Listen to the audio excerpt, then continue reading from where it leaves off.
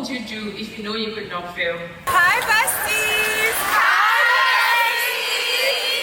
Please join me as I welcome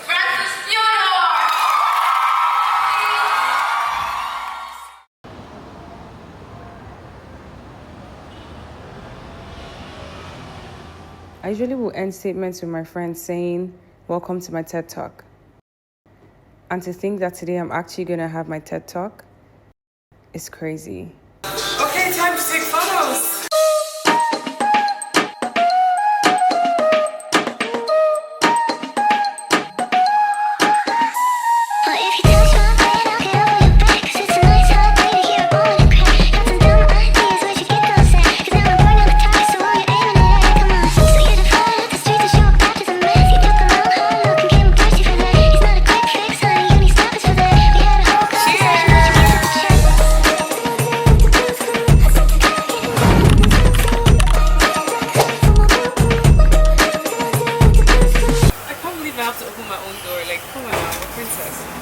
As we make our way down to Bangkok at the shot today, Lord, guide us, protect us, be our front and at our back, be our shield and our buckler in the mighty name of Jesus.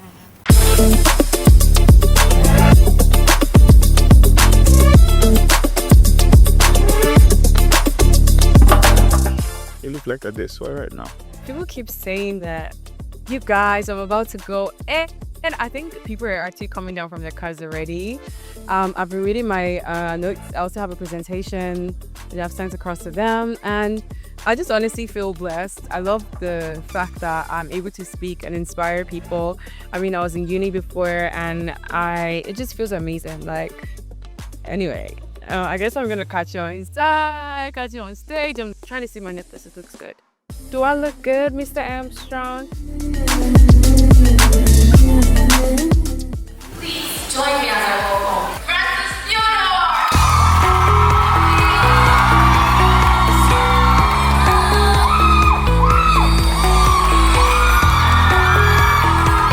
Thank you so much. Your welcome remarks are like the best. So today we're going to be talking about the power of influence, turning lives into legacy. You know, honestly, when I was making the slides, I thought to myself, should I use myself as the cover art? Is that too, main character? But I said, you know what, let's just do it. And I would like to start with, a few years ago, when I wanted to be an influencer, I was always told that social media was a waste of time. I mean, I was basically ridiculed. But right now, I can confidently say it's what pays my bills, it's what funds my lifestyle, and it's also something I'm most passionate about. So this goes to say, I am not just an influencer, I'm a business. And today, I'm going to tell you how you can turn influence into income, and a post can become a legacy. Okay, so I'm going to tell you about the reality of influence. I know people want to think of influencers and say it's not a real job. Of course, we've heard that. But that's because they don't see the business behind the brand. Previously, brands used to pay millions to traditional ways of promotion, such as magazine covers, ads, billboards. But now they come to people like us because they don't only reach an audience, they connect to one. And that's because we have something they can't buy, which is trust. On any given day, I am both the model, the photographer, the editor, the videographer, the manager, the negotiator. I mean, the list goes long. Something that took you 15 seconds to watch took me 5 hours to create. And the saddest part about this is, not every post goes viral. I know everybody can relate to that. You work so hard on the content and then it just flops. And that's when I began to think. And I realized that influence is not about being famous.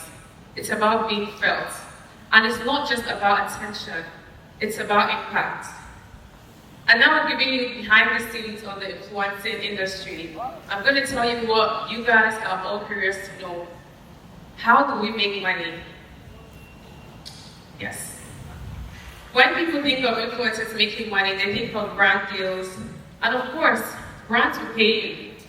But that's just one stream of income. We're going to talk about the different stream of income. Firstly, we have brand collaborations. Brands will pay you if they believe your audience listens to you. That also goes to say that you can sell without losing your authenticity. To me, I like to see brand deals like dating. I don't take every offer unless it aligns with my brand, my audience, and my future. Next, we have digital products and services. The smartest thing to do as a creator is to create a product that solves a problem for your audience.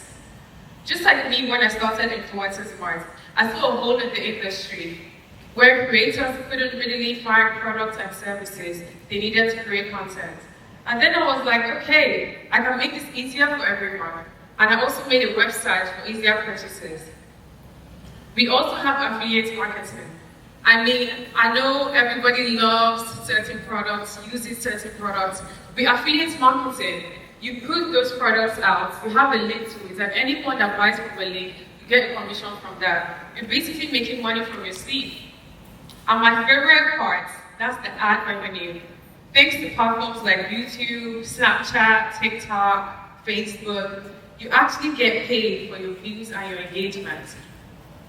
And then we have events, matches, and attendance.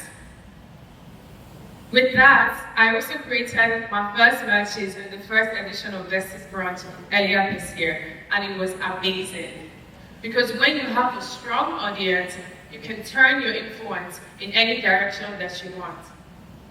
But you can't only chase the check. You have to build a brand. Money is just one thing. And I told myself, I don't just want to leave income. I want to leave a legacy.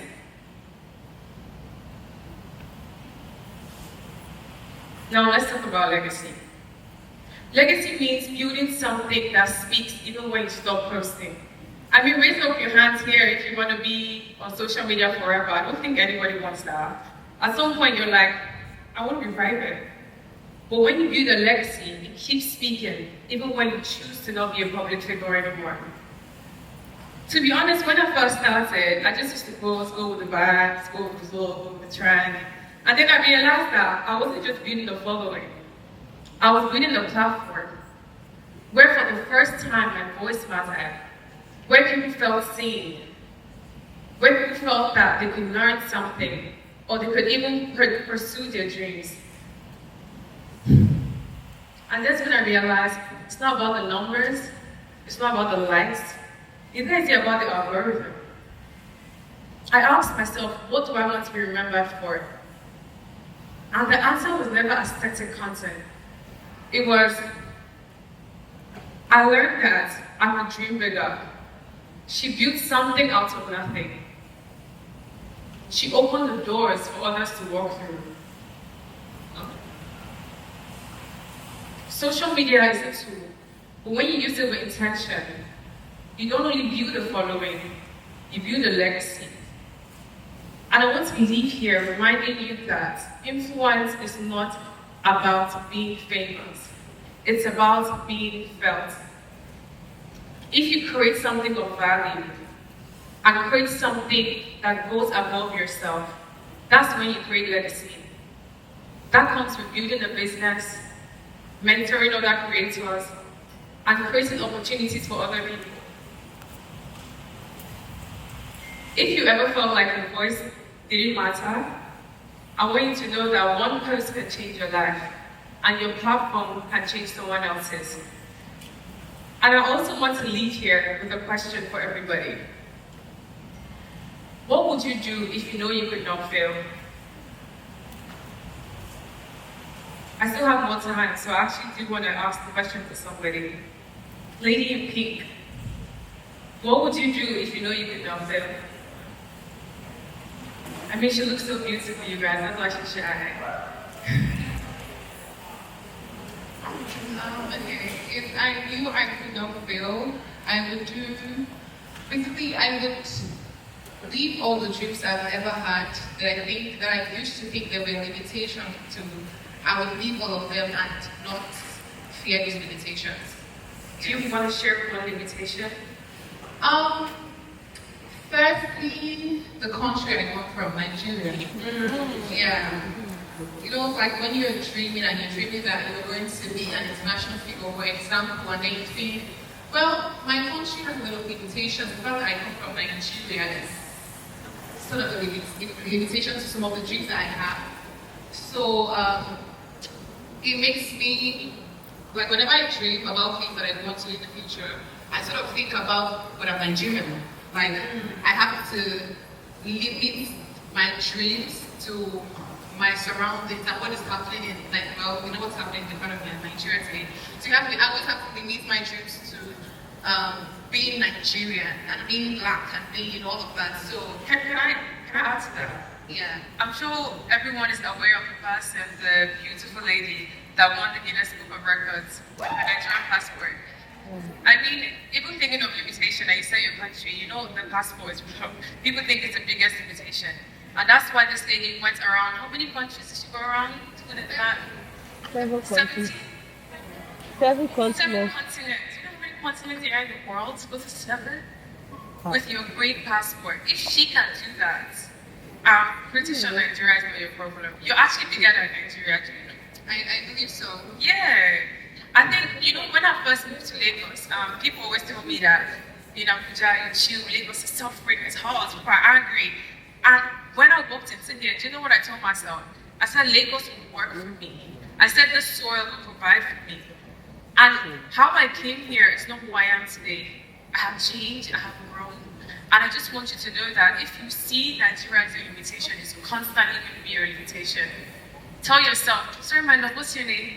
Mercy. Mercy. Yeah. See, Mercy is bigger than Nigeria. Mercy is bigger than Nigeria. I know that's right. Thank you so much. This was amazing. I love you, Papa. Thank you.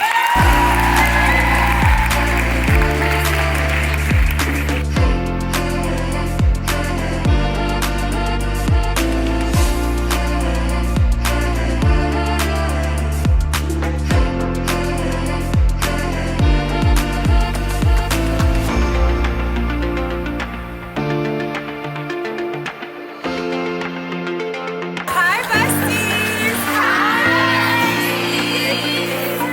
How are you? Hi, Jennifer. How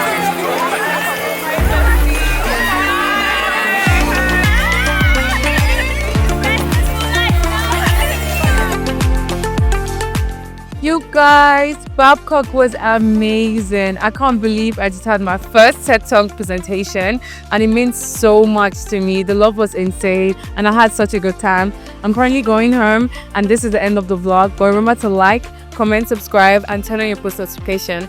Bye besties. Mwah.